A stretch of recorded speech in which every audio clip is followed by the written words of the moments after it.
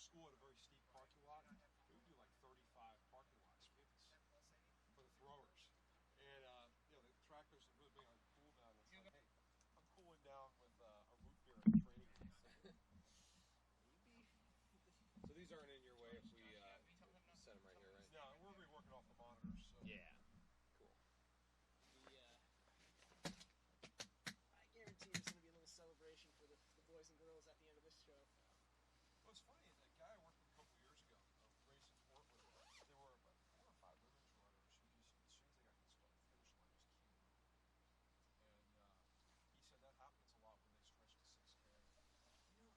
It's funny to me that I think that I find it so interesting that happens for women. You don't see that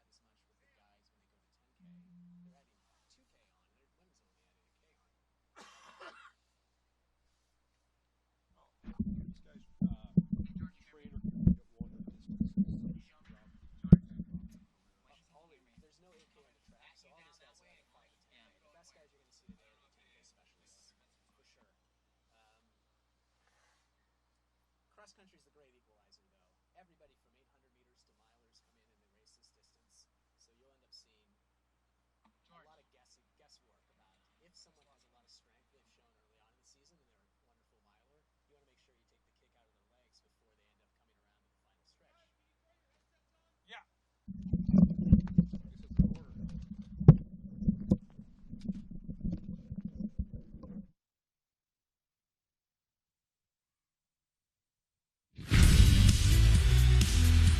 The number 1 team in the country is the king of the West Coast Conference.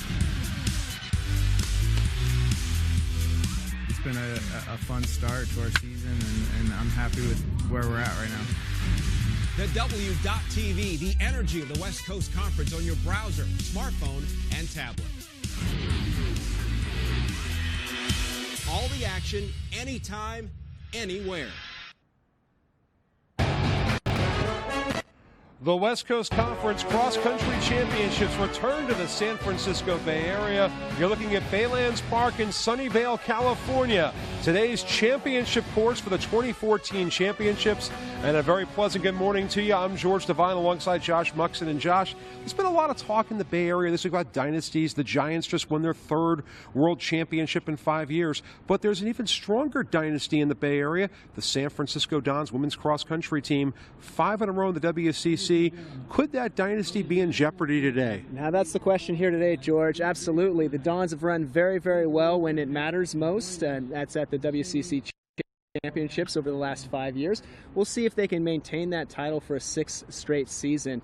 A couple of challengers to look out for. The University of Portland Pilots as well as the BYU Cougars are going to be in contention for that crown as well. And when you think about those two teams, we also think about the individuals running in today's races. There are 2 different things going on here today, a team championship and individual championships. Who are some of the runners we should watch when it comes to the individual race? Well, I think the leader for the conference championship this year is going to be Danielle Shanahan from LMU.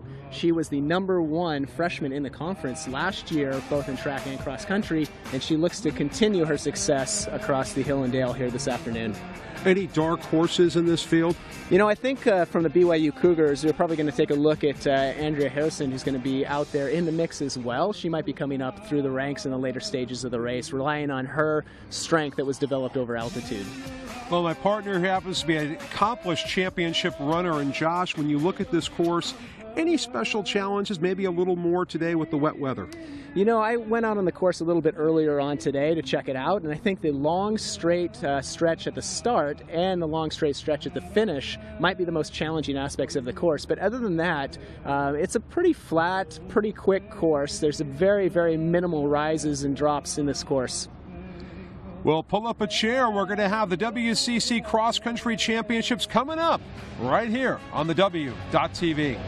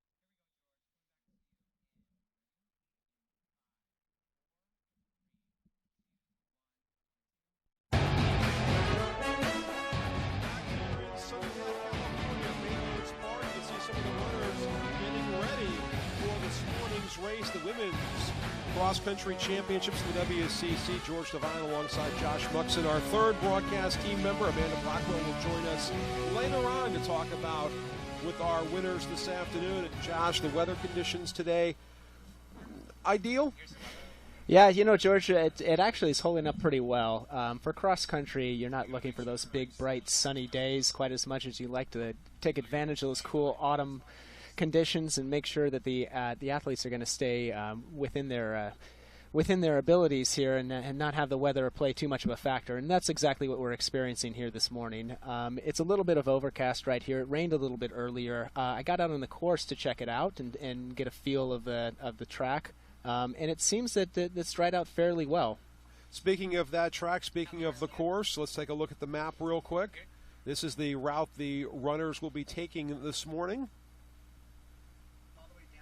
Any special challenges here, Josh? Any places that might be pitfalls? You know, the only thing that I saw when I was out on the course, as I mentioned earlier, is the start and the finish area. It's actually a longer straightaway than we give it credit for. I would imagine that it's close to about 30 seconds for the women once they make that final turn into the finish. It's a little bit spongy in a couple of areas, so you could see some large moves up through the crowd if there's a group of women coming in towards that finishing area.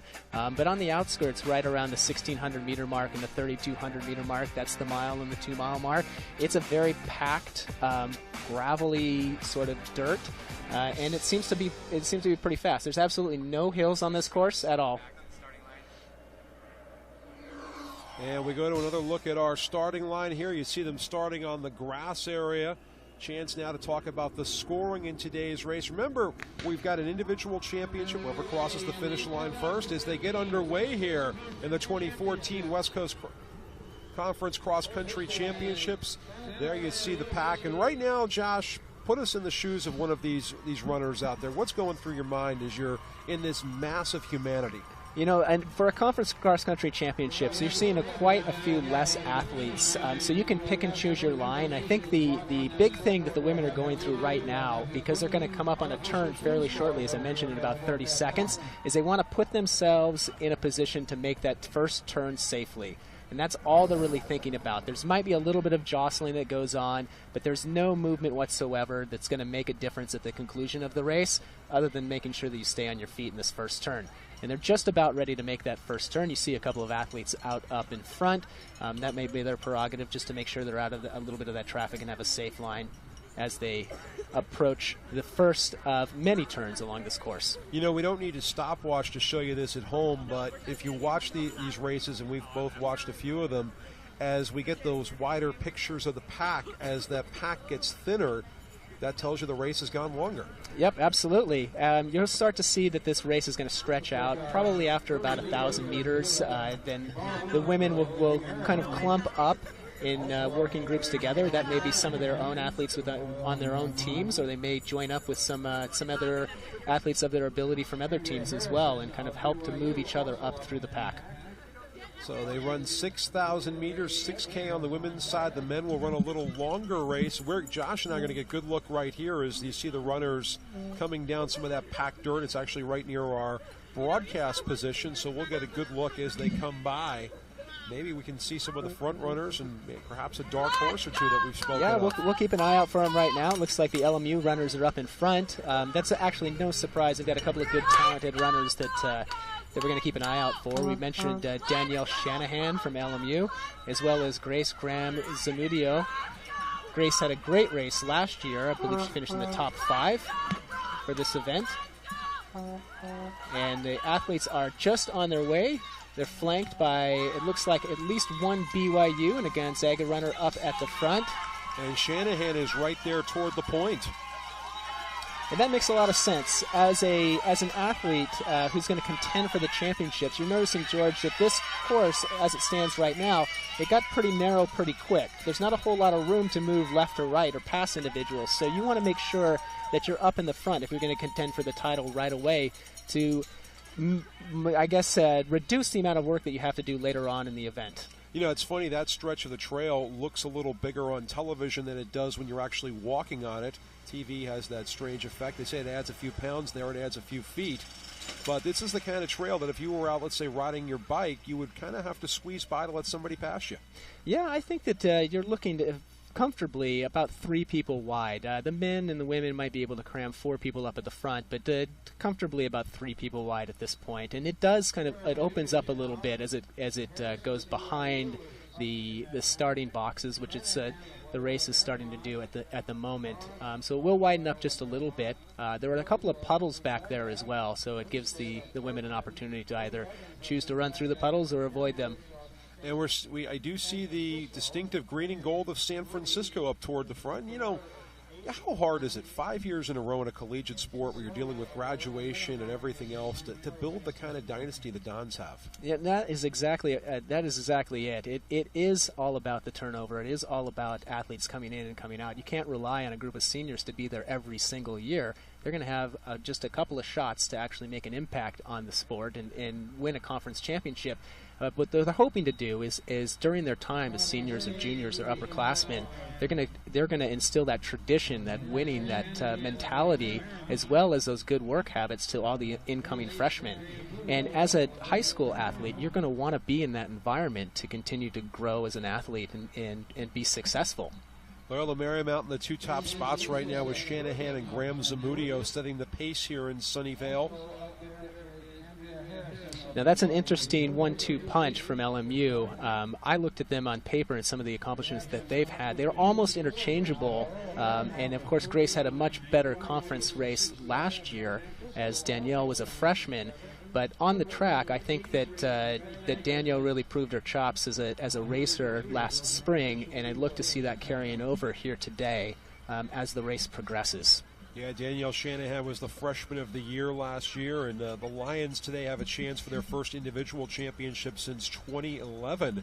They had a great runner back in those days, Tara Erdman. She won the individual title in 2010, then again in 11. She actually won 3 times, so she missed it on one of her, I believe it was her sophomore year, and then went on to become an athlete with Nike, and so she was racing most recently up in the Portland system as a pro athlete. A very, very talented individual, very, very talented runner, and that's a good example of someone who had success in a program and passing that on to individuals who came up through the ranks.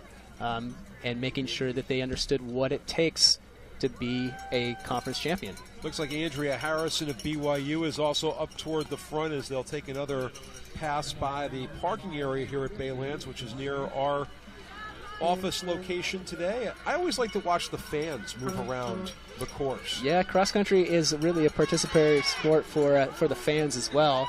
As the athletes come through here, it looks like Portland and BYU, there's a good group of BYU runners. There's top 4 BYU runners up in that lead pack.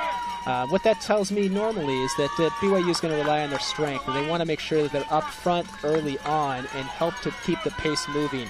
They're coming down from altitude. We'll talk about this with the men's race as well. They're coming down from altitude. So this quick pace is not going to feel as quick to them as it will for a lot of other athletes, and that's why they're up at the front, making sure it doesn't slow down, making sure it doesn't get bogged down in kind of these clay-like conditions, these muddy conditions.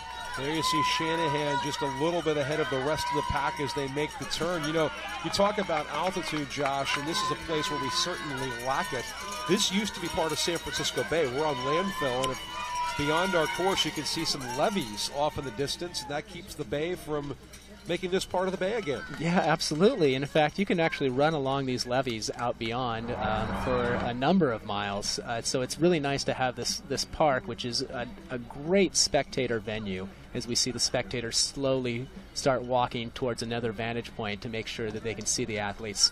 But in terms of viewership, this is a wonderful place to see a lot of great cross-country action. Yeah, the championships returning to the Bay Area for the first time since 2011. They had them for many, many years at Crystal Springs in Belmont, which is about 20 miles north of here. This is a little closer to San Jose, very close to the Santa Clara University campus. The Broncos, the gracious host this year, not too far from Levi Stadium, the new home of the 49ers. Absolutely. It looks like the peninsula in the South Bay becoming home to some wonderful sporting events. You know, the Sharks just down the road as well. So I see the runners there. A lot more separation out toward the front. It is, and you noticed that there were a couple of athletes that spread wide across the trail as the two LMU runners are out in front again, followed closely by, it does look like to be Andrea from BYU, running in 4th position at the moment as they go up and over the only hills, and I say that lightly, on the course. These hills are insignificant. They're just some rhythm running right now. They come up, come down, come up, come down. 3 little bumps in the course, but other than that, it's a pancake. It's flat. It's fast. Yeah, very similar course, I think, to what they ran on 2 years ago in Portland in the city park up there. There's a little more elbow room on this course than they had on that race, but much different from what they experienced at Pepperdine last year. Very hilly terrain down in Malibu. That's right, and then we see that the Portland runner making a push out towards the front, which is interesting to me. As an individual athlete up with the lead group here, it probably would be my prerogative to let the two LMU girls work out in front, and now it looks like they are moving back into the lead. Both LMU girls working together as they come around for yet another loop in front of us, George. Portland girls sitting right behind. Yeah, that's Tansy Lystad out there for Portland. Graham Zamudio out toward the front. But a strong pace for our front runners. Yeah, this did swing out pretty quickly, and it started to string the pack out, and we're looking at, it looks to be, as they go in behind the trees a little bit, as we're looking on our monitors here, it looks to be an opportunity for maybe an athlete to start to get away. We might see that pack begin to break up near the front here in just a couple of moments. So Baylands Park in Sunnyvale is the course today. 2014 West Coast Conference Championships. Women running now. Men will run at 11 o'clock West Coast time. So we're starting to see that separation we've talked about. We really are starting to see a strong core build at the front. Yeah, and you know, George, a lot of what happens with cross-country is not so much what's going on at the front. It's all of the bits and pieces that are happening in the middle of the pack. Because remember, the scoring system for cross-country, that every individual counts the same. So you need to rely on your team from top to bottom to perform well if you're going to capture that team title. And, you know, it could be several minutes between the time the first finisher crosses and the last finisher crosses, and we will not have accurate team standings until that point because there's a lot to sort out. That's absolutely right. We will get an individual champion very quickly, and the athletes are running right in front of us right now. That is Grace Graham Zamudio, followed closely by Tansy Lystad. That's correct. And then Harrison and Shanahan vying for 4th. BYU well represented in the top 10. It is. They're managing to hang on very well, and you can spot BYU quite easily. They're all wearing the bright fluorescent pink headbands. I don't know if that's an advantage to them or it's an opportunity for the competitors to pick them out of a crowd. Easy to spot on TV. That's correct. Absolutely. Now, as we're moving into the later stages of the race, it looks like it's BYU that's out in front right now in terms of the team scoring, just by spot checking, George. I would imagine that Portland's going to have any shot to be a part of this championship run. They're going to have to move up pretty quickly.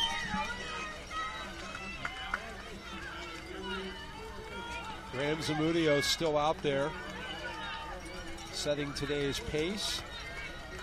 Now the Portland runner, as we mentioned, Tansy Lystad, is sitting not too far off Grace Graham Zamudio, and Grace looks to be actually, when she passed us a few moments earlier, looked a lot better than she's looking right now. There's a little bit of strain on her face, and leading this long at this pace could be a little bit of a detractor for her in the finishing stretch. The Portland girl looks fantastic. Lystad is looking very relaxed, sitting just off of her shoulder.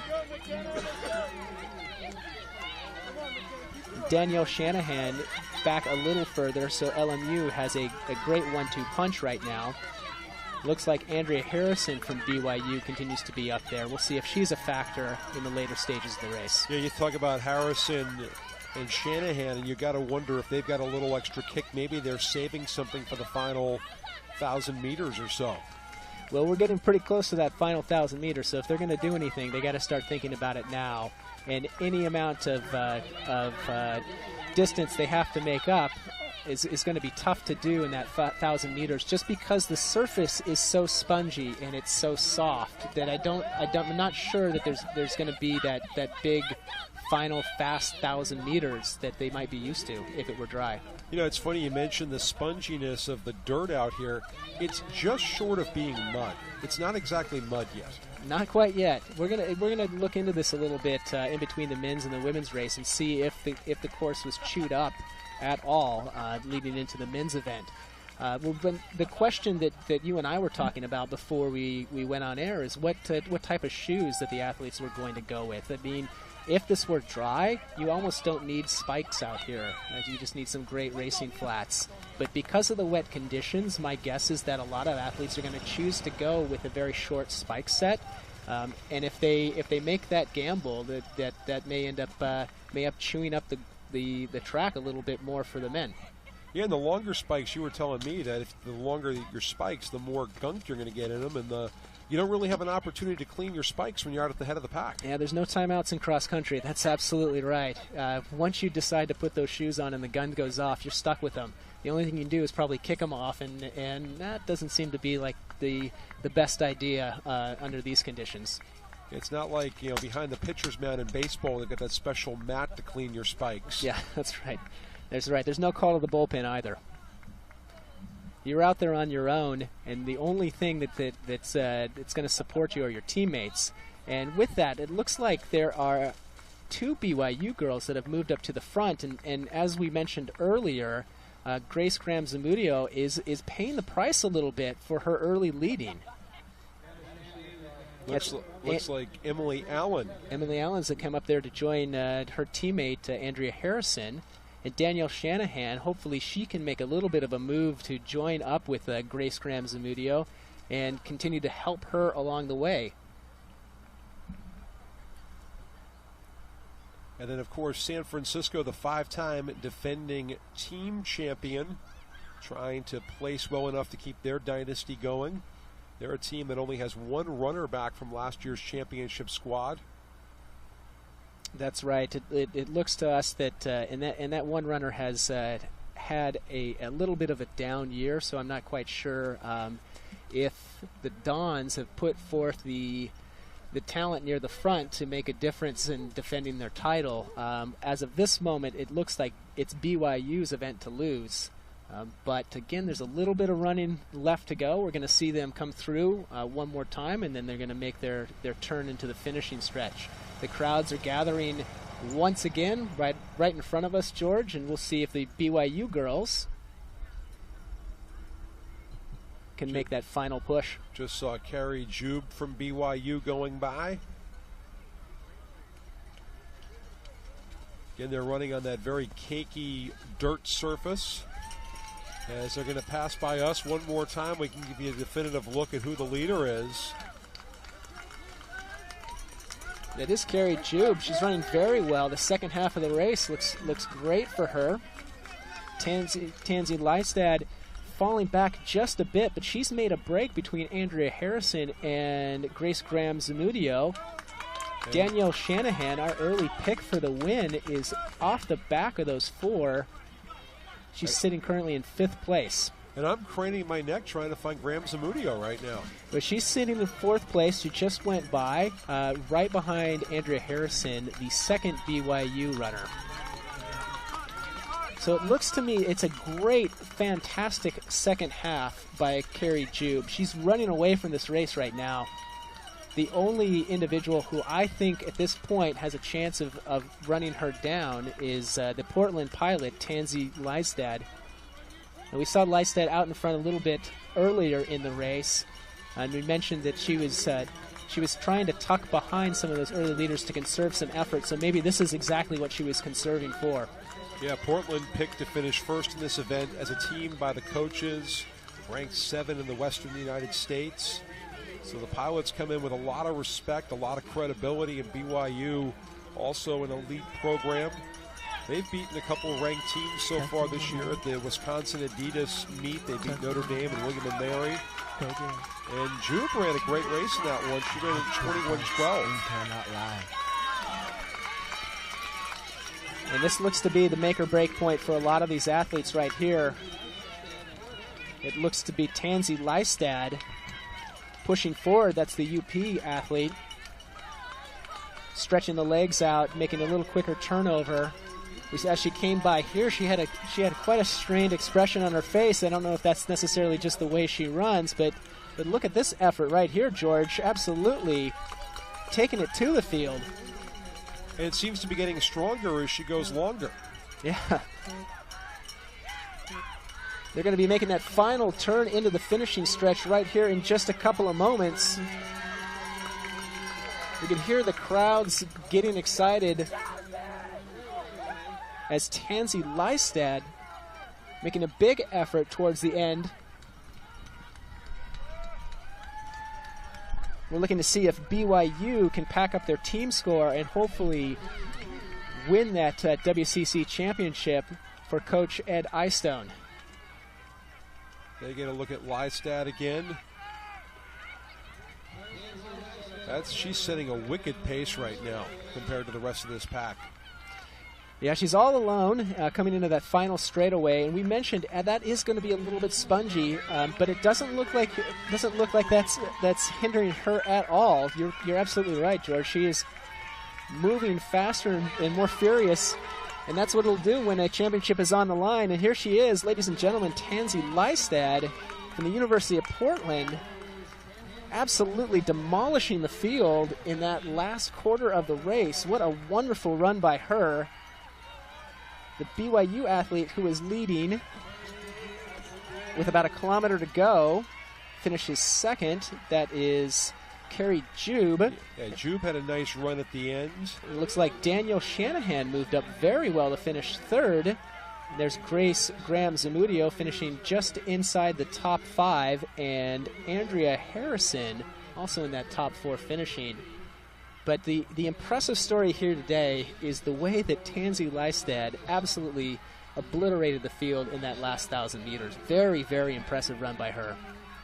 And now, of course, I think everybody's minds turn to the team scoring. And the scoring system here, you can run up to 9 runners, the top 5 for your team count. And, of course, it's like golf, the lowest score wins it. Yep, that's how it works, and we're looking right now. I count now 5 BYU runners in. The picture cut away, so we're going to have to get an unofficial score, and then we'll get back to the official championship. A little bit of tension in the air as we tally those scores, but it looks unofficially, by my count, that BYU may have captured the WCC Conference Championship, which would dethrone the Dons for the first time in half a decade. Yeah, the dynasty ends today. You know, it's interesting you mentioned cutaways, and we got the shot of Lystad going across the finish line. They get congratulated. We probably stayed on that shot for 5 to 7 seconds, and we panned back, and it was still a few more seconds before the next runner crossed. That kind of illustrates to you at home how dominant she was at the end. Yeah, and I think sometimes if you're looking directly behind the finish line, you don't get a sense of depth as you do live about how dominating that sort of performance is and how fast she's actually moving. Now these are athletes that, you know, on the track are going to run under 16 minutes for 5K, and they're out here running over less than ideal conditions, and being able to put forth that amount of effort to capture the championship is really impressive. We also see a couple of runners needing some medical attention coming across. This can be very grueling too. Yeah, it can. I understand that the athletes are certainly putting forth everything they can. Are we going to Amanda now? And let's head down to the finish line. We'll check in with Amanda Blackwell with this morning's winner. All right, thanks, George. I'm with Tansy Lystad of Portland. Congratulations on a great race. PR for you, big time. What went well out there for you? Tell me about that race that you just ran. Awesome. We had the BYU and LMU girls setting the pace early on, and I was a little worried because it didn't settle, and that's never fun. It's nice when it goes hard and then settles a little bit, but I knew that they were going to be tough coming in, and I just knew that I had to stick with them and just push. And yeah, the last 800 was so hard, but you know, the fans really helped push me through, and knowing my teammates were out there running hard with me is what made a difference. We saw you throw your arms up in the air as you crossed the finish line. After a rough finish like that, where it's difficult and it's wet out here, you're Portland, you're used to wet, but what was that moment like when you crossed the finish line? It was pretty euphoric, to be honest. Like, this was a huge goal for me, and the past couple years I've come up just a little bit short. So to have my senior year, like, I just won the conference title, that's huge. And just the history of this conference, we've had so many strong runners, so it's just really exciting to be one of them. All right, well, congratulations. Thanks so much. Go rest up. We'll be back with the winning team in a little bit, guys. Yeah, personal record today for Tansy Lystad. Great run for her, Josh. Before we go to break, quick thought on her finish. Well, again, I think it goes back to the fact that she had a wonderful last 800, last 1,000 meters, and really proved that she earned this championship. As she mentioned, the pace was fast the whole way, which we expected it to be because of the flat nature of the course. She was able to take that fast pace and increase that over the final stages of the race. Absolutely impressive. And when we come back, we'll take a look at the team championships, see how the teams stacked up, and see who the new champion's going to be in the West Coast Conference, the cross-country championships, right here on the W.TV.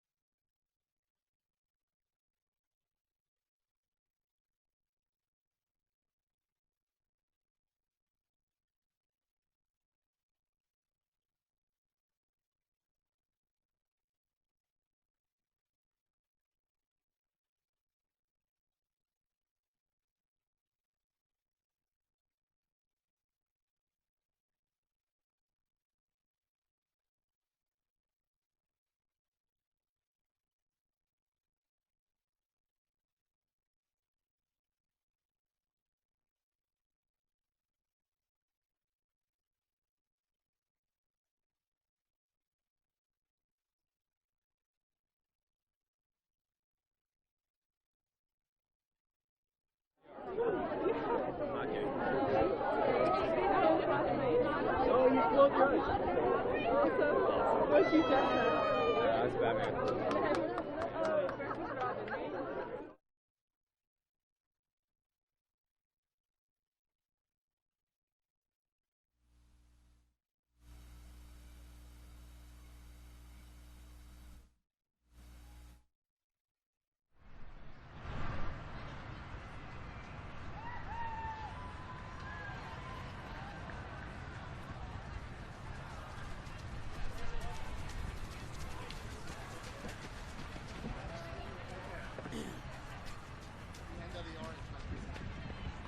Jeff send you some picture?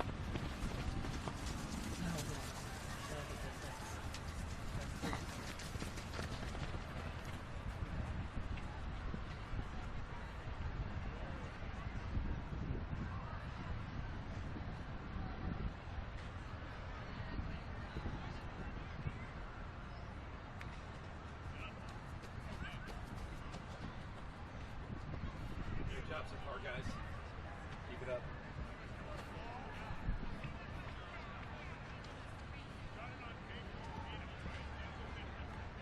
Looks like the sun's coming out right here just in time. Yeah, so we can't see our monitor. On mine, I'm able to see. Can you, is this, Yeah, that's fine. That's perfect. Yeah.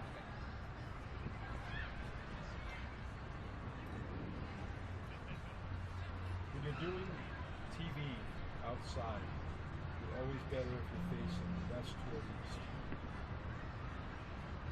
even depending on events or time of day? Well, most events are afternoon events. In the afternoon, you want to go west and east. Which is why whenever you go by a college football field, the press boxes. You know, team placings now, and we're still working on some of the teams. In first place is Gonzaga with 15 points. In fourth place, University of San Francisco with 93 points. Loyola Marymount was third with 65 points. Portland was second with 57. And Brigham Young University with 36 points, the 2014 West Coast Conference Championship team.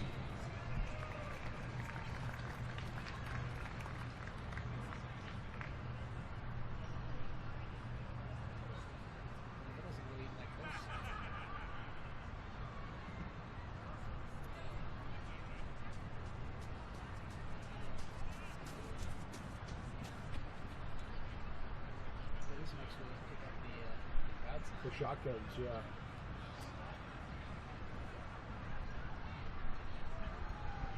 They're multi-directional. These are omnidirectional. And then each camera is wired up too with whereas. Because the camera cables have got an audio port.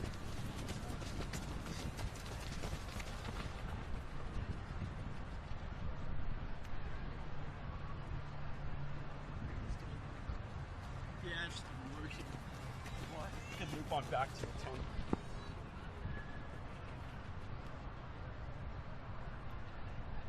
Here again are your team placings for the 2014 West Coast Conference Championship.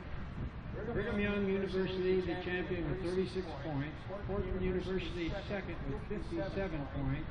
Loyola Marymount was third with 65 points. University of San Francisco was fourth with 93.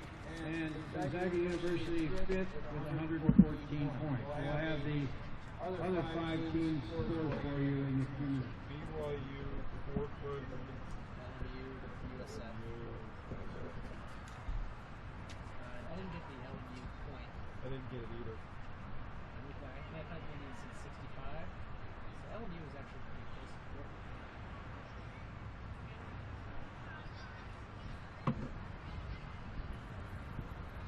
So a couple of updates to we can talk about for the men in the race. William Kincaid is out for Portland. That's a big loss for them. Well, also Spencer Gardner is out for BYU. So like he has any job. Yeah, I think so actually. I think they're probably about the same level. William Kincaid isn't hurt, he's just sitting out the conference game. He's resting for nationals. Well, I would assume so. I don't know if he's going to race regionals or not, but he's getting in a workout today. It's important. They must feel pretty Is it confident. here or? I haven't seen it, but they must feel pretty confident out here. They have a conference title without him.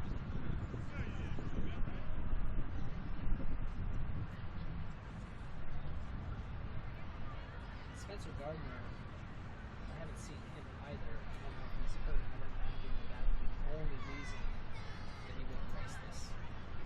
Is it because BYU has any opportunity to win this conference, maybe beyond, maybe firing their cylinders.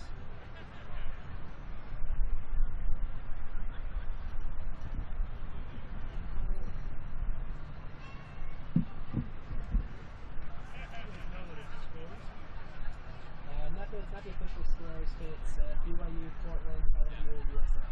Okay. Thank you very much. Yeah, that's the order.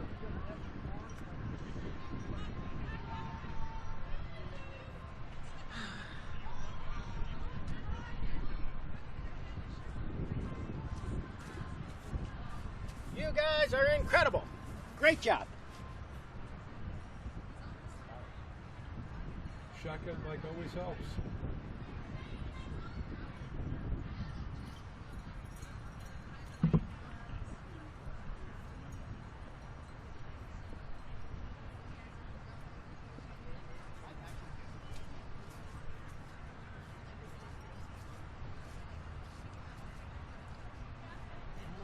Ready to lose my jacket. It's getting toasty out here. It is, all of a sudden. It's like a Candlestick Park day. It really is. You show up dressed like you're working on the Alaska pipeline, and then at some point you're like you're at Miami Beach, and then you're back to your pipeline jacket.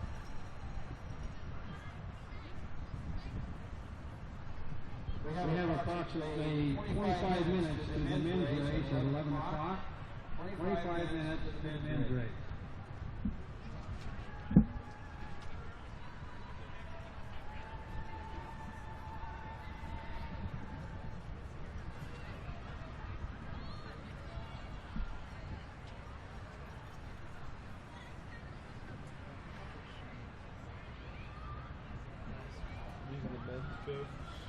Yeah, they're on the same page, just the opposite side.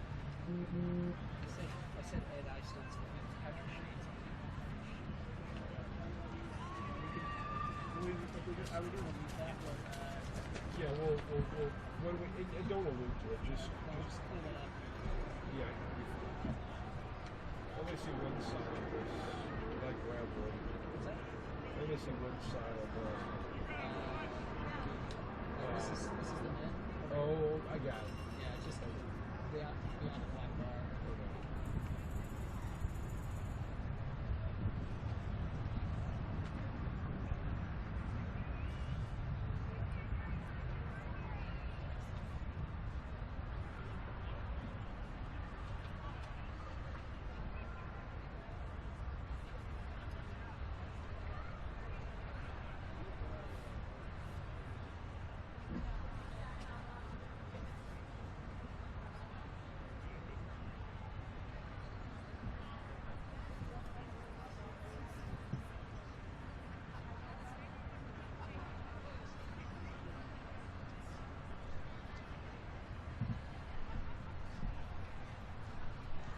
It doesn't look as chewed up as I thought it was going to. So there must have been either some folks running in little needle spikes. It looks a little more packed than it did. Yeah, it actually looks not that bad.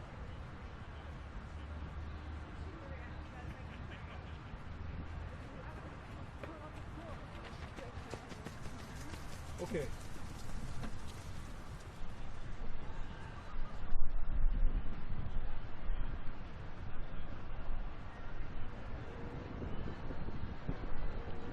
Okay, we copy that.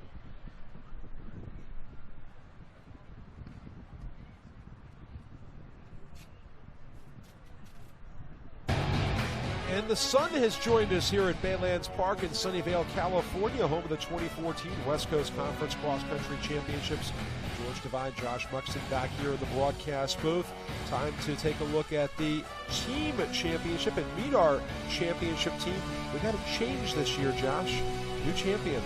That's right. The USF Dons have been dethroned. The BYU Cougars taking home the women's championship. Patrick Shane's group doing a wonderful job in the second half. And Amanda Blackwell is with the Cougars to talk about their victory. Amanda? All right, thanks, George. Yeah, I'm with the BYU Cougars, our unofficial championships of the unofficial champions of this WCC championship, and I'm here with head coach Patrick Shane. And first of all, Coach, how proud are you of your team? I couldn't be prouder. I mean, that was our goal this year, was to win the conference championship, and we worked on it all year long, and I'm so happy for them. You had a lot of your runners out there in the lead of the race for a long time. What was kind of the strategy of this race, and what did you see from your runners out there on the course? Why don't you tell us? So our goal was to go out strong, maybe not lead the race at first, but just go out strong and stick with that path, and then kind of just see how we can do from there. And I think that we all did what the race strategy was we wanted to do. So. And it was a little tricky out there with the wet grass and the wet turf out there. What was kind of the strategy of that? Was it difficult to run on today? Yeah, it was definitely a little wet. We were planning on wearing flats, but we all wore spikes, just kind of, and just, I mean, the idea is just to be cautious and be careful, watch where you step. I mean, it's kind of self-explanatory. And for you guys, finding out that you've won for the first time ever in the West Coast Conference, what does that mean to you? And I'll ask you over here. I'm so happy for our team, and I'm so pumped that we won. It's like our coach was saying, we've been working on this. I've been on the team for 5 years, and for 5 years it's been the goal to win the conference championship, and so it feels good to finally have it. So, all right, well, thanks so much, guys. Congratulations. We'll send it back to you. Great work as always, Amanda. When we come back, the men's championships. BYU, the women's winner. Men's championships coming up next from Sunnyvale, right here on the W.TV.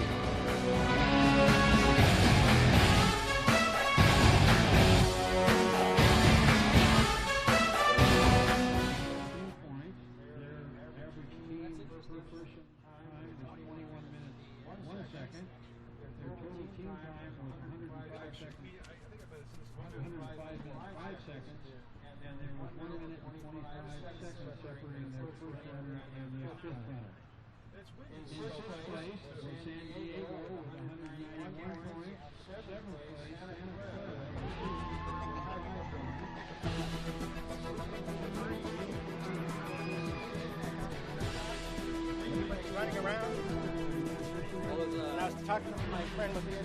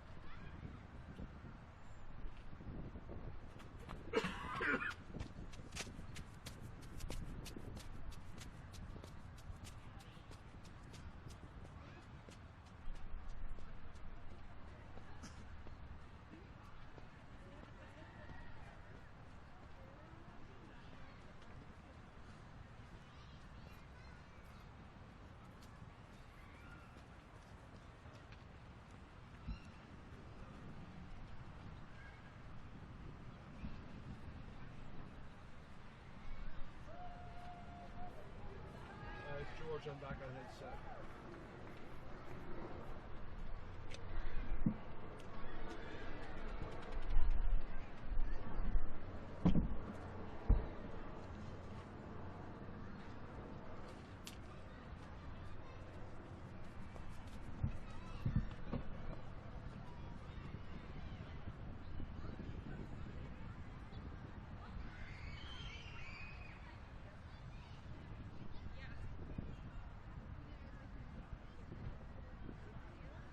Sounds great.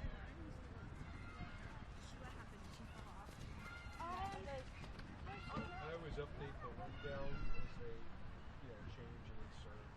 Okay.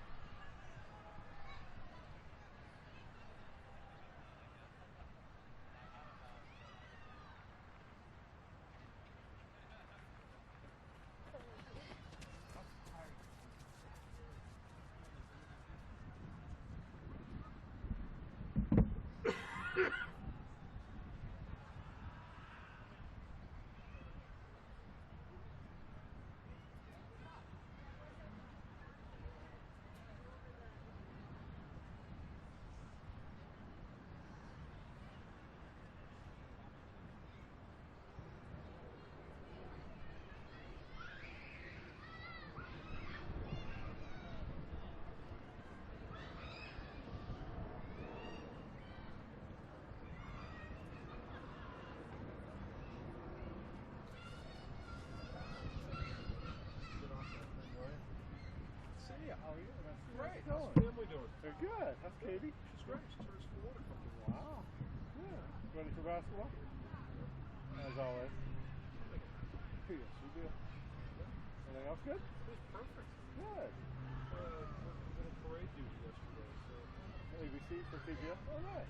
Well, I hope to do some of the planning. I actually didn't work on the show. But I also have to plan our election coverage. Yeah, I know that's your big. I was watching it in the parade in the office yesterday. Where'd you watch? I watched Comcast because I got direct. Okay, yeah.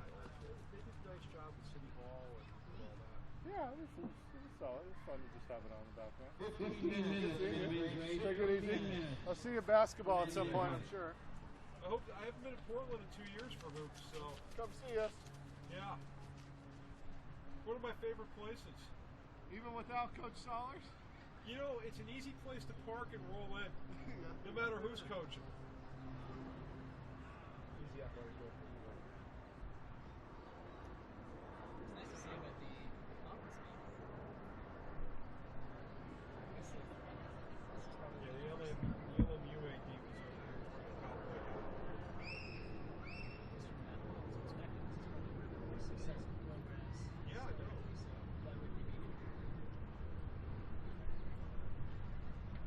I like everybody in Portland. It's a good place.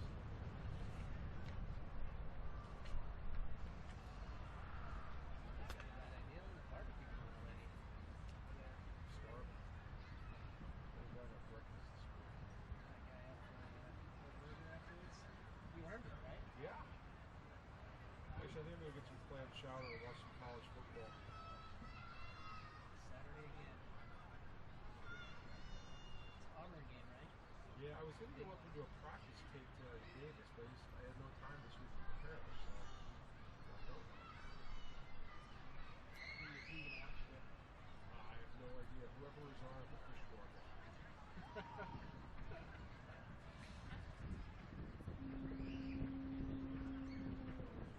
My kids at a birthday party.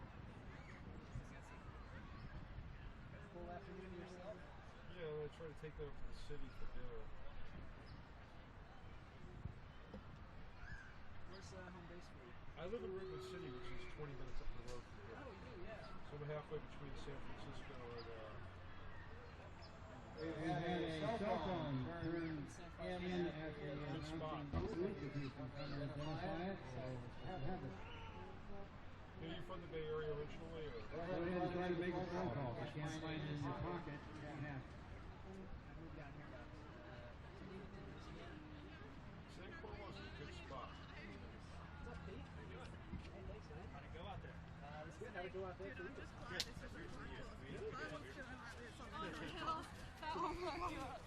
Feeling like that at Stanford.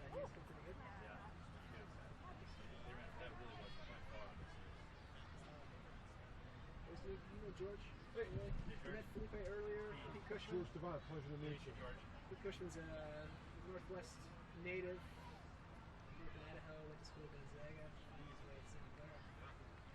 So how'd that meet go? Great. Did Josh follow it? He carried me. He's going to need hernia treatment after that.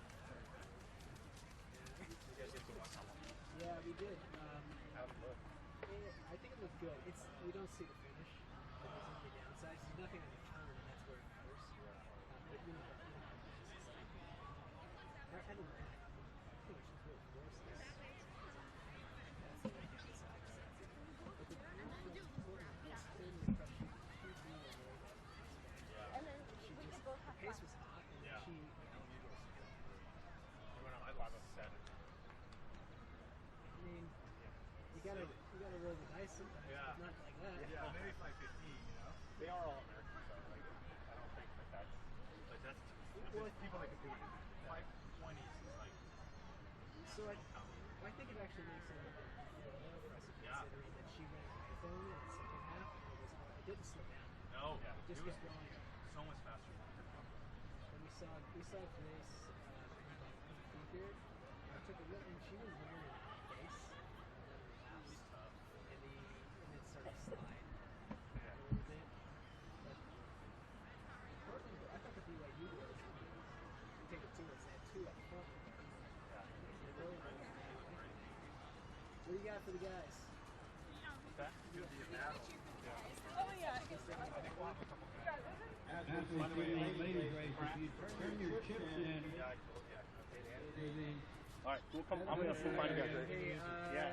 turn your chips in. anything else on your side? What's that guy's name? Ruge? Do not keep them as a souvenir. He'll get in the mix. He's the transfer from Harvard. Brian. Would be surprised. I wouldn't be surprised.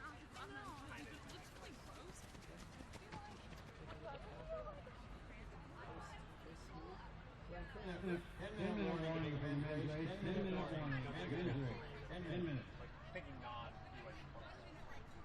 And then Kyle G. Madera from USA. I got Kaiser. Yeah. I'm just saying, like, don't. So you've heard about KJ, right? Yeah, I think they are. That's what it is.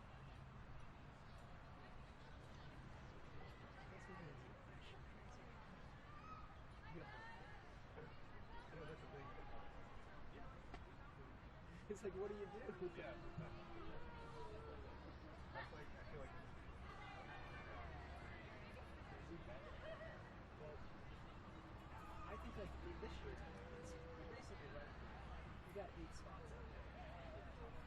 It's Jenkins and Chester.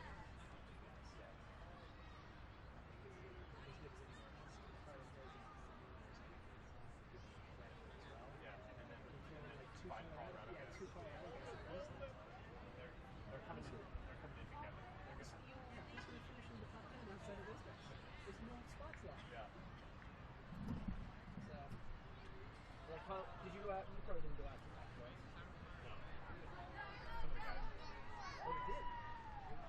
Yeah, we had practice at 7:30 and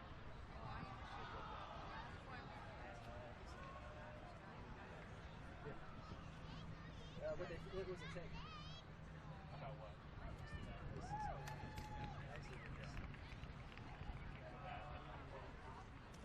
Well, I don't know. Sometimes the conditions can be this was really speed. You can't take something.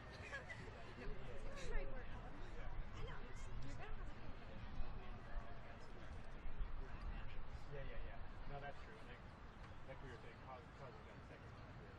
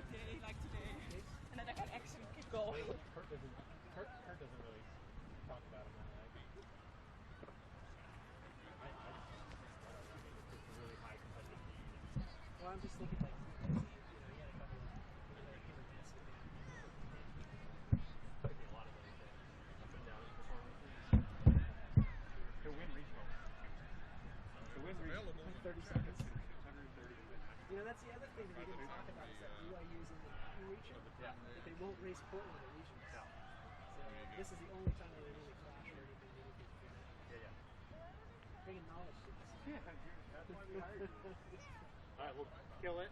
All right, Have fun. This is going to be a good race. You know, I might not see you before we go. But, Okay. good luck. Thanks a lot for being here. Thanks both of you. Good to meet you. Thank you. I look forward to watching it later. Oh, do you? Yeah. Everything good? It's great. Awesome. You guys sound great. Carrying. Both are doing a good job. Thanks. We don't have to run. Yeah. So it's the easy part. I mountain bike this course. You better get moving if you're going to see in front of these guys. These girls run so fast. They don't say anything 5 to 7 every mile. That doesn't make any sense to me. Sometimes you got to roll the dice.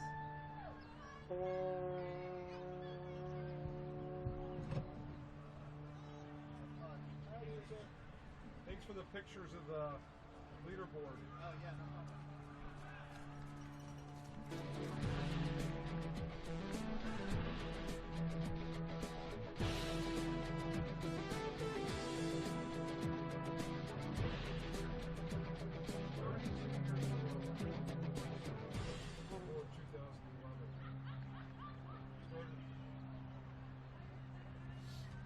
Standing by.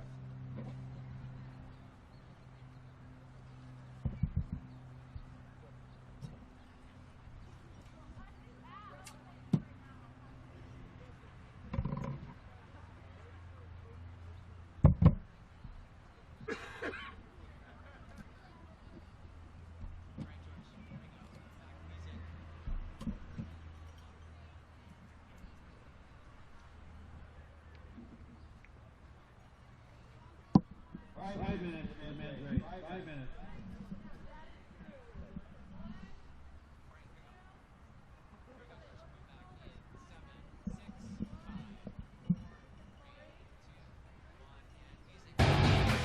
And you're looking live at part of the race course here for the 2014 West Coast Conference Cross Country Championships.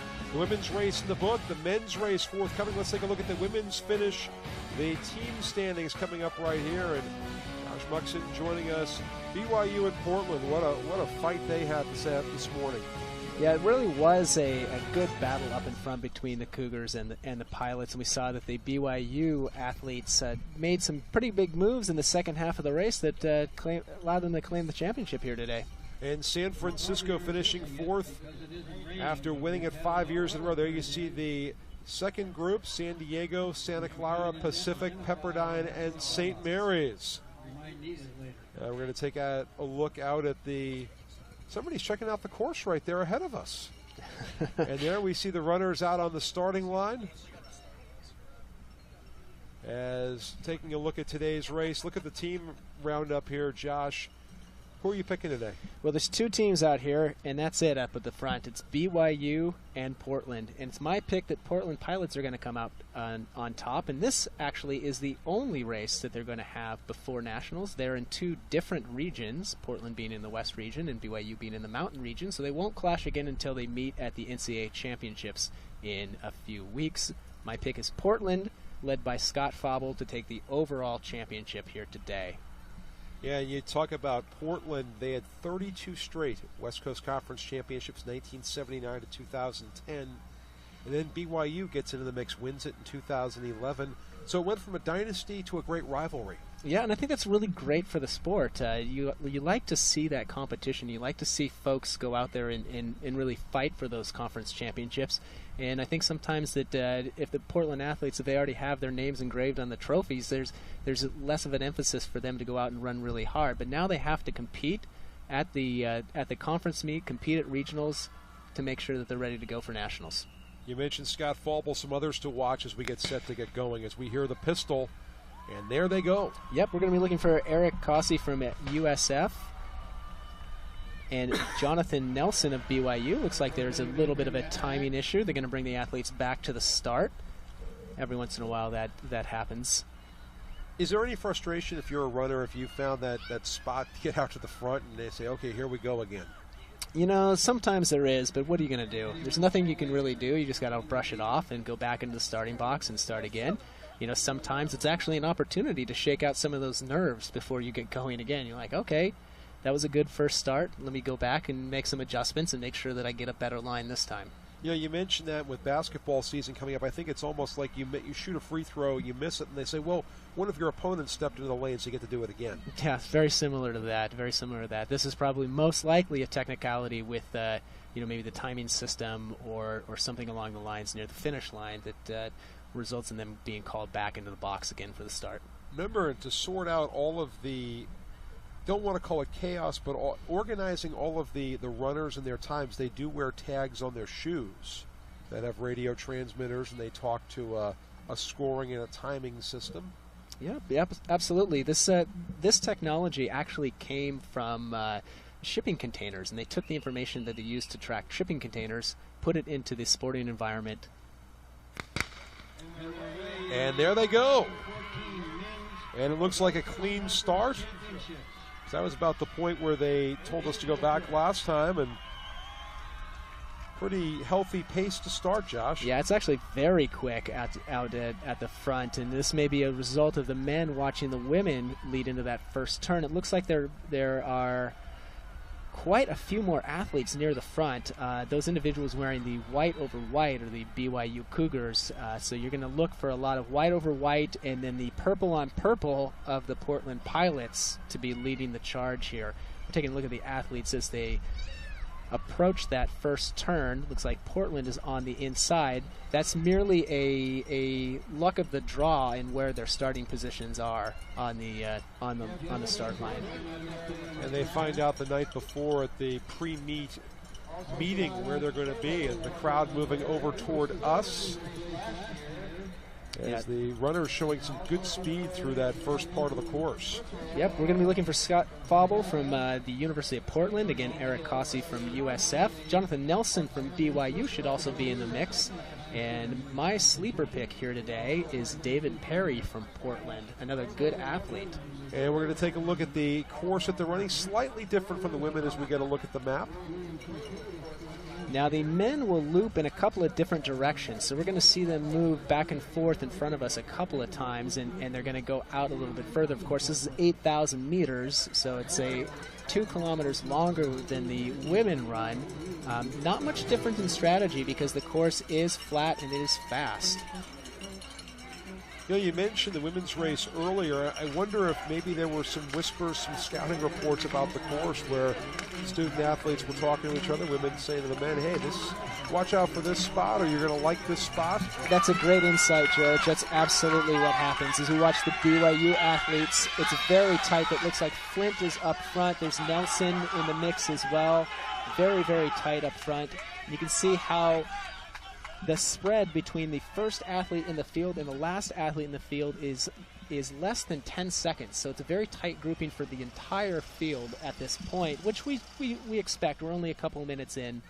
You mentioned Eric Causey of San Francisco. You see him up there wearing number 201 up toward the front.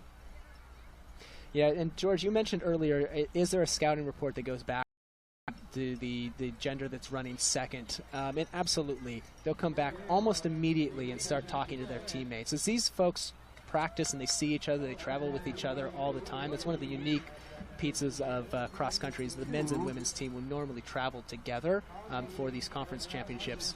So they get a chance to chat and think about strategy and say, hey, this is a part that I had a little bit of trouble with, or this is the part where it was a little bit slicker than you would think.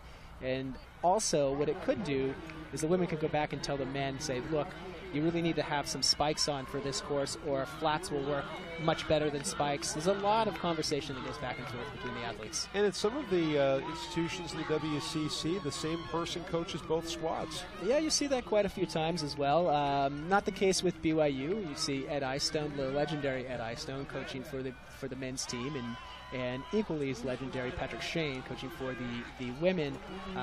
But a lot of times it will be the same coach, like Felipe Montaro for Santa Clara, coaches both the men's and the women's. Helen Lehman Winters at San Francisco. And yep. Rob Connor did both teams for a while before giving up the women and concentrating on the men. So they've A lot of people have worn 2 hats over the years. That's correct. And the women are in very, very capable hands. Ian Soloff is there for the women with the University of Portland. He's a former WCC champion in cross country, as is Rob Connor from the Portland Pilots. Now we're looking at the tail end of the pack right now. They're going to tuck just behind the one of 2 buildings that exist on this course. Otherwise, a wonderful spectator environment. You can go back and forth and see almost all of the course from very, very few vantage points. So you can move from the little rise that's right along the finishing stretch to right next to us and see almost everything. Yeah, this championship spent decades at the Crystal Springs course, a legendary course on the San Francisco Peninsula in the city of Belmont, about 20 miles from here. And the coaches decided a few years ago, let's move this event around the WCC. Yeah, it does give you a chance to show off the different areas of the West Coast Conference. And you see the WCC has all these wonderful environments. I mean, it's great environment to go and race in Portland. It's going to be up in Gonzaga and Spokane next year. It was down in Pepperdine last year. Great chance for you to see all these wonderful campuses. Get a chance to look at some of the individual standings as the runners come by our part of the course. Some of the splits on the opening part. And you can see that the Gonzaga athlete, just taking a peek at his watch, they're about a mile into the event, but it is very, very tight up at the front, and it's quick.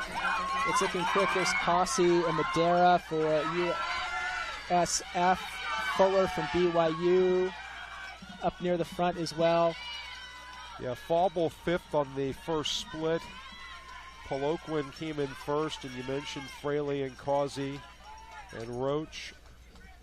Yeah, and I think after this first split, this is just an indication you can get a very good sense of what the team is shaping up to be and a little bit of what the team strategies are. And I think it's very clear right now that Portland is up there in front early with BYU. They're keeping an eye on each other. They know that's all they're concerned about. Portland is concerned with BYU, and BYU is concerned with Portland, and nothing else matters as far as they're concerned. They know that they're the class of the field right here, and the championship is going to come down to those 2.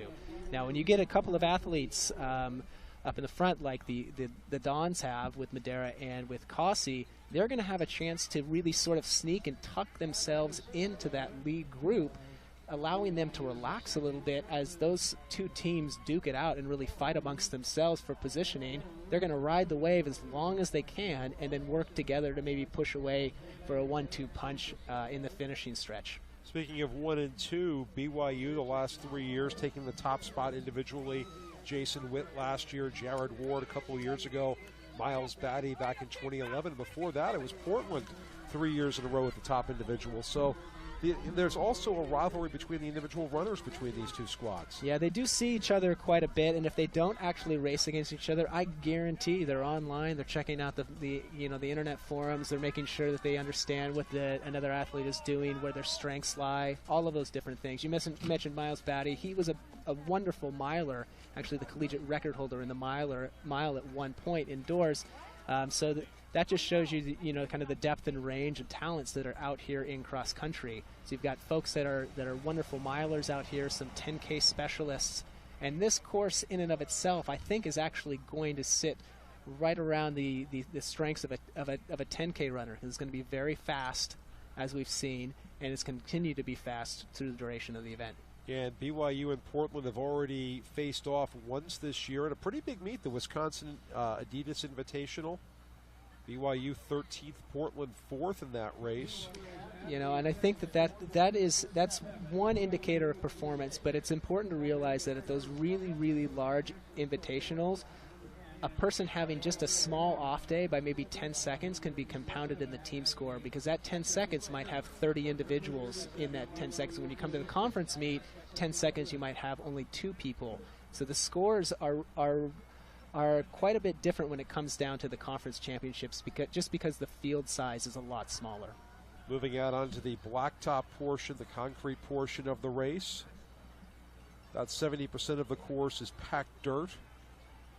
The rest being grass and this short stretch of pavement. Yeah, and this asphalt section, this is one of those gambles that you take. Is it worth it to wear spikes? Is it worth it to go out there and put a little bit of those needles in the bottom of your shoe to get that extra traction? or are you going to be at risk of slipping on the blacktop or getting some of that mud caked onto those spikes? Got a chance to look at this team standings after the second split in this race. Let's see how that team fight is working out. Just as you called it there, Josh, Portland and BYU. They're separated. It's a negligible difference at this point, 38-41. 3 points is nothing. That's a lean at the tape at this point. It'll sort itself out as we get a little bit further after the second split. But the big note right here is Gonzaga in third place with 77 points. That's telling me that they're being very aggressive. They've got 3 good runners. Nick Roche, who's run 8:59 in the steeplechase last year. Robert Walgreen and Troy Fraley have been having very good years for the Gonzaga Bulldogs, coached by the legendary Pat Tyson. It's good to see them out aggressive and saying, BYU, Portland, if you guys punch yourselves into a corner, we're going to come up and sweep up that third place trophy, or maybe sneak in there for a top 2 position. Yeah, looking at the field, BYU and Portland, they've got 5-6 people up toward the front. Both of them do, and you don't see too many of their guys. You don't see any of their guys deep in the pack, so it's going to be a good finish. Now their programs are so established that they're only going to bring individuals that they feel are going to be up near the front, because this championship is important to both of those schools. They might have some athletes that they would race at other times throughout the year, but this is the time of year when you want your best athletes on the line and ready to go. Remember, you can race up to 9 people, but only the top 5 finishes count toward your team's score. That's correct, yep. A couple other folks within the Portland Pilots stable of athletes. Reed Buchanan is a transfer from Kansas and was 19th at that Wisconsin invite. And we mentioned David Perry a little bit earlier. I think he might be the dark horse to look for the championship. He's had some good races. He had some not so good races, but when he's on, he's pretty magical. He can get out there and be as good as anybody in the country over 10 kilometers. And you have a chance to look at our individual leaderboard after a couple of splits this morning. Poloquin of BYU out in the front, along with Fuller. And then Madeira, we talked about him from USF. He was the conference runner of the month in September. And Causey and Bounds dropping back to 4th and 5th. Now, you may see that these might not be the names that we mentioned, which is totally fine. The advantage of having some other athletes who are capable of pushing the pace means that some of those top leaders in the group can relax a little bit and make sure that they have everything in store for that final 1,600 to 1,000 meters near the end. See athletes running right by. It looks like there's a great group of about 3 Portland athletes, and then all 5 BYU athletes, and then 3 more Portland athletes. So there's a small separation between the lead Portland athletes and then their next scoring unit, sandwiched in between the BYU white over white. Both USF athletes are out there. That's Eric Causey and Madeira. Yeah, Jose Madeira had a great time earlier this year in the WCC preview meet here in Sunnyvale. He redshirted last year with an injury, so Dons are happy to have him back.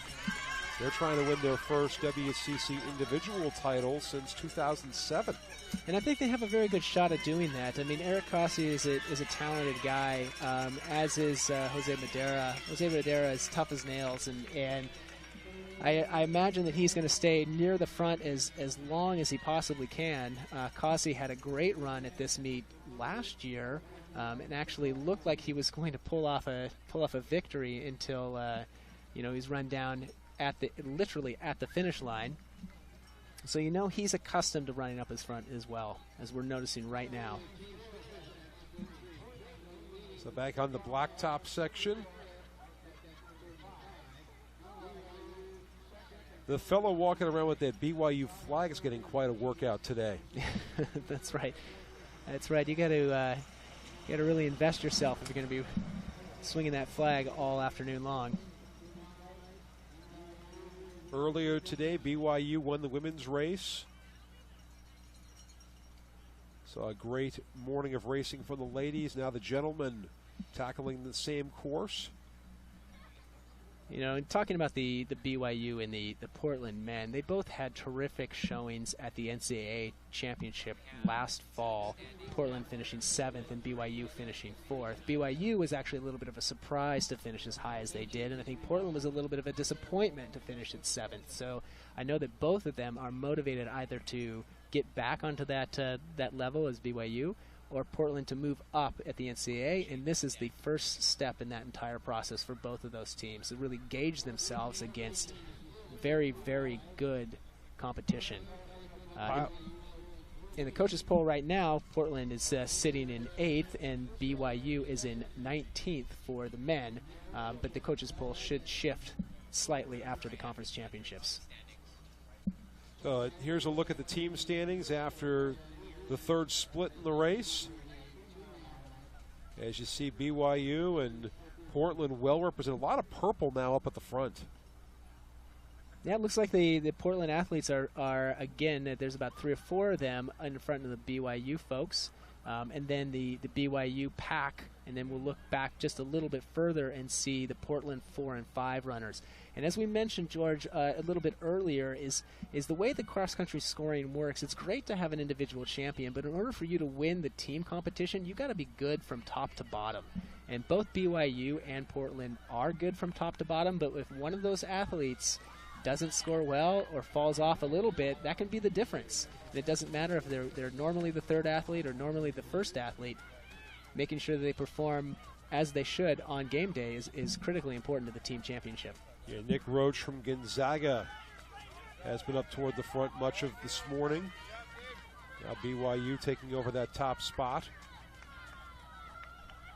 And Nick Roach, again, being a steeplechaser, so if this was a little bit muddier, that would probably go to his liking. Steeplechasers known to be tough individuals over the more difficult conditions, but it doesn't seem that he's having as many problems over the fast conditions either. No. There are some picnic tables and things here. He could jump as a steeplechaser and feel right at home. Yeah, I'm sure he'd maybe wants to table that until after the event. But that could come into play a little bit later on. We talked about how sloppy the finishing stretches, that last 30 seconds. Maybe his steeplechase ability and his ability to run through some obstacles is going to come in handy there. I'm glad you brought that up, Josh, because in the women's race, I think there were a couple runners who maybe counted on a fast finish, and they didn't get it because of those conditions. Yeah, I don't expect that to happen in the men's race either. But there's going to have to be some moves at some point. You can see very clearly that there are some guys that are bunching up. And in fact, a couple of the Portland runners right now are moving. You just saw them move just to the outside. And that means that he is basically, that looks to be Scott Fauble, actually, that moved to the outside. He doesn't want to lead. So what he's doing is he's creating a little bit of space for someone to move up and take his position and allow him to settle back into the middle of that pack. Maybe he's starting to think about his finishing stretch and what's going to go on in the later stages of the race. We do have a look at some of the individual standings so far. We saw Connor Poloquin out front. Then Madeira, Roach having a great race. Fletcher has moved into the top 5, and then Perry of Portland in that group as well. Poloquin is out in front, and that's a little bit of surprise to me. We haven't heard a ton from him throughout the year. He is, a strong athlete that's coming down from altitude. And it's going to be curious to me to see whether or not he continues to be pushing out in front.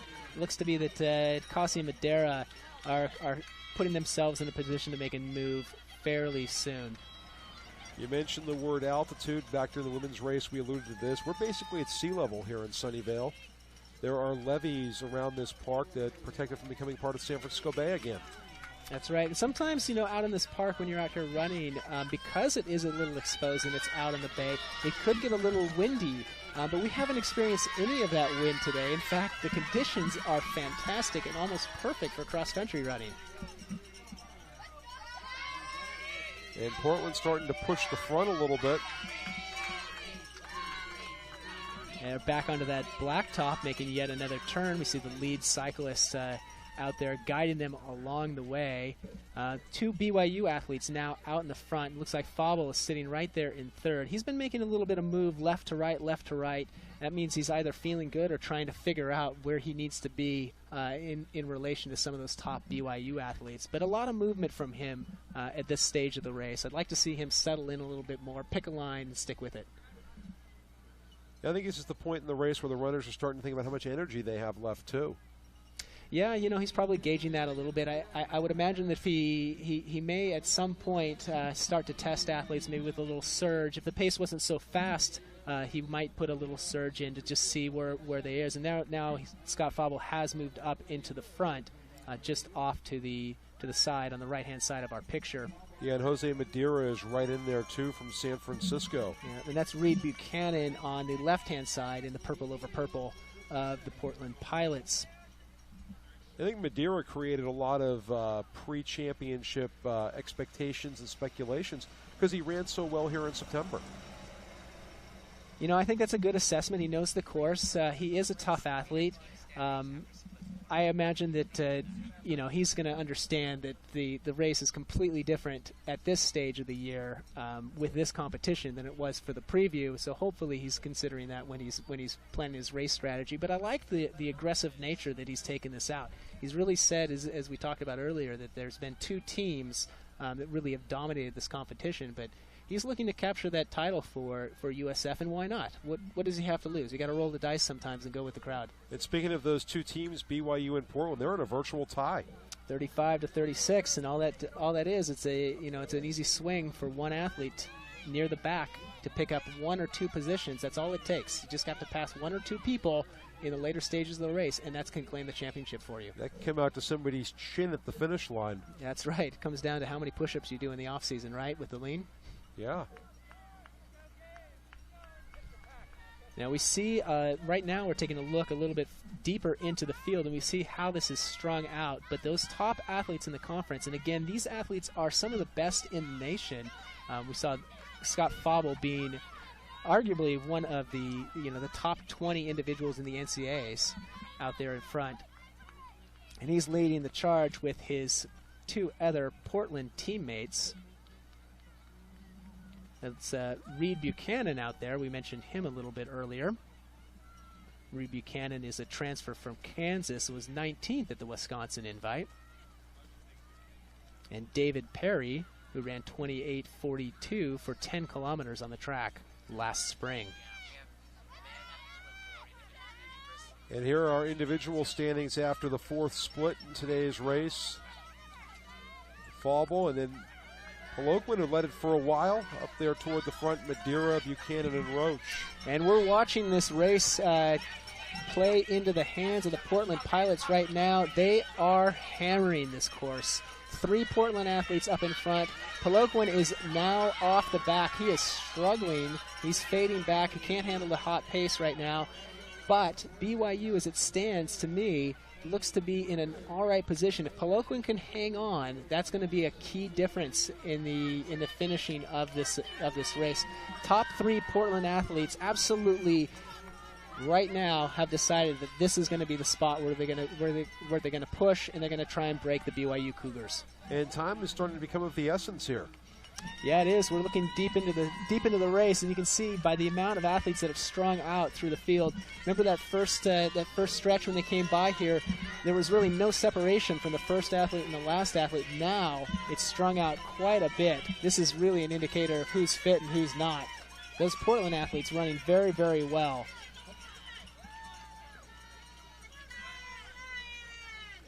Yeah, a lot of room between those 3 gentlemen for the Portland Pilots and the rest of the pack right now.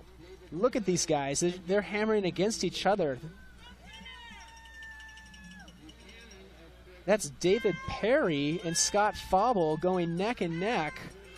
David Perry, our sleeper pick right now, laying the wood down to Scott Fauble. Is he going to be able to hold on in this final stretch? We saw Scott Fauble last year lose the conference championship and finish. Oh my goodness, David Perry running away from his teammate, doing a great job as BYU finishes 3rd, and the Portland athlete finishing in 4th. That's Reed Buchanan in 4th. And Portland appeared to have 3 of the top 4, and all 4 of the top 8. All BYU's 5 are in, and all Portland's 5 are in. So it's just going to go down to the team score. We saw Jose Madera come in, and there is Nick Roche from Gonzaga. It looks like about 7 or 8 of the BYU athletes. It just shows the incredible depth of the BYU program. Yeah, both Portland and BYU are tremendously deep, and really, these sports are strong traditions at both of those schools. Very much so, very much so. We talked about Rob Connor off air a little bit, and what a wonderful job he's done to continue the tradition. And after 30 years, 35 years of excellent performance, having folks come to that program year after year after year, knowing that there is a program in place that's going to allow them to succeed is really something special. I think part of the something special is there's a great running culture in the state of Oregon, but also in the city of Portland. I think it helps that Nike is based there, and you've had so many great track athletes come through the state of Oregon. Yeah, the whole Pacific Northwest. I mean, Washington State has some wonderful athletes as well, and you'll see the Spokane area, in addition to Portland, being a hotbed for great high school runners. Pat Tyson, who used to coach at Meade High School in Spokane, has really done a good job of bringing up the Gonzaga program, which is based in Spokane, to capitalize on that Northwest talent, much like Connor has done at the University of Portland. And there's got to be a tipping point when you start winning, when athletes look for you to help. That helps your recruiting. You don't have to look for them as much. Yeah, I think that's in part true. But the type of athletes that Rob Connor is getting, and Ed Eyestone is getting, and some of these folks is not the superstars, not the amazing superstars that come right out of high school. So it's a testament to the development that they put in year after year after year, saying that, look, you were really good in high school, but we're going to make you great in college. And you're going to end up being a star on this team, and together in that team environment, you're going to place well at the national meet. And they've come through with that promise year after year after year. A couple of the BYU runners with a well-deserved rest afterward.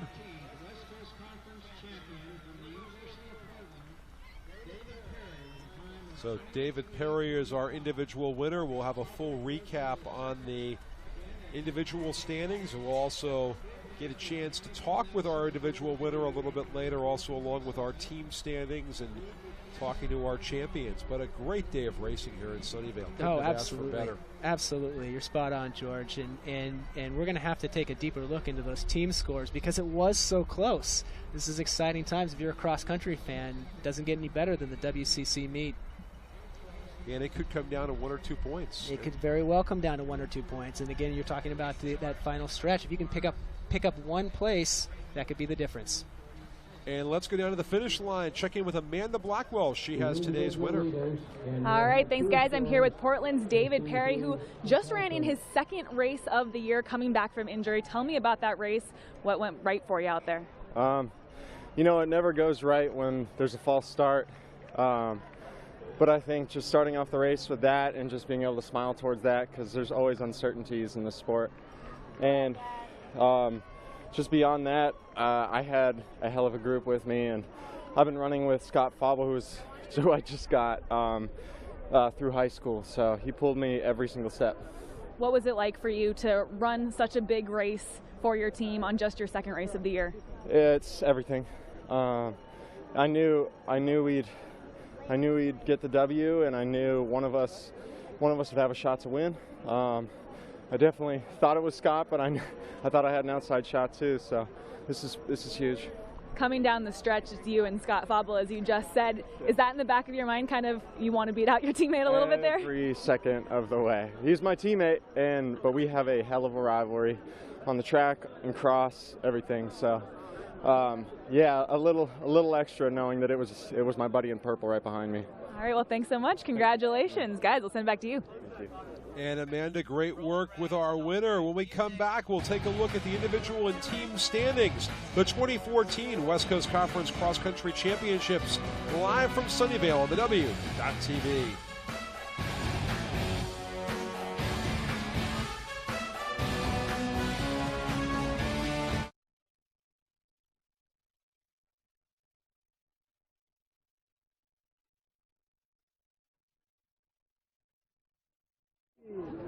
Hey, Ryan. Portland.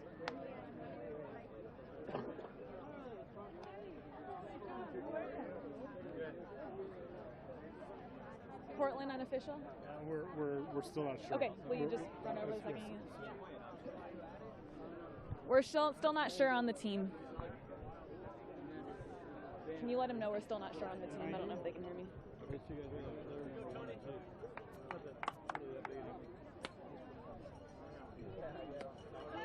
Here are some other finishers.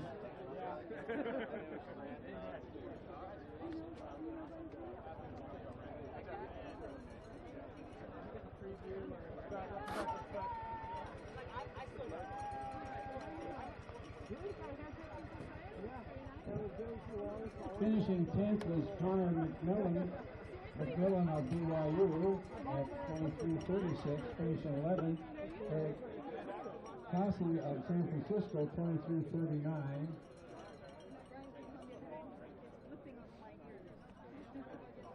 How's that?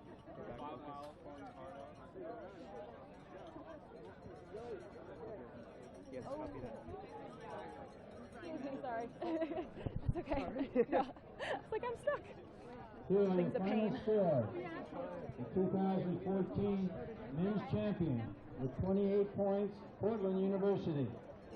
Second place, University of Portland. Brigham Young University second with 31 points. 28 for Portland, 31 for BYU. Congrats, Coach. Congrats, everyone. Yeah.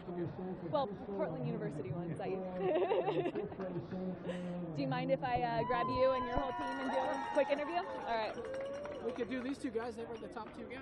Cool. Can we do, are there other guys nearby? We'll just round them all around.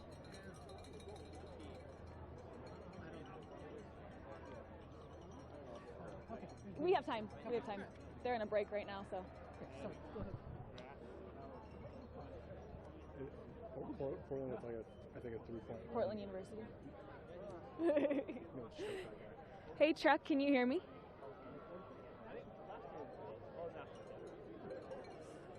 Hello, hello.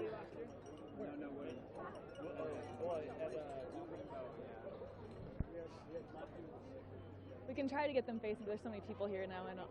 Okay, Portland was just announced as unofficial winner, so I'm rounding them up.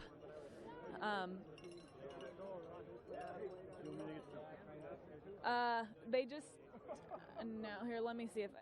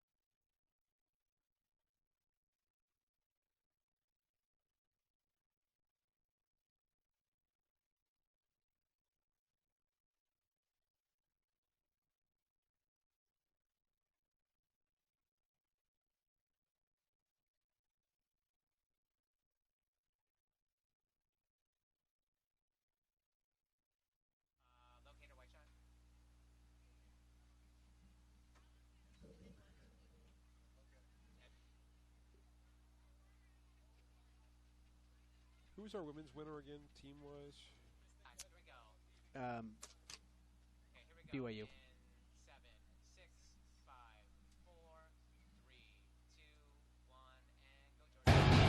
And welcome back to Baylands Park in Sunnyvale, California. We now have 2 champions in the West Coast Conference 2014 cross-country meet. The Portland Pilots taking it on the men's side. Let's head to Amanda Blackwell. She's with the victorious Pilots. All right, thank you, George. Yes, I am here with the Portland Pilots, the winner of the 2014 West Coast Conference Cross Country Championships on the men's side. And Coach, congratulations on that win. How proud are you of your team right now? I'm so proud of everybody. It was so exciting. You know, I said that last time when we won, and we haven't won every one against BYU, so hats off to them. I knew it was going to be maybe a two-point race, and couldn't be more proud of these seniors here that really want to go out on top as seniors. So David Perry, Scott Fauble, Reed Buchanan. So they're those guys that won it for us. So. And we talked to David a little bit earlier, the overall winner of this race. We'll talk to Scott here now. You guys neck and neck with BYU. It showed in the results. What was kind of the strategy there at the end, and did you feel that there was a moment where you knew you guys had this race?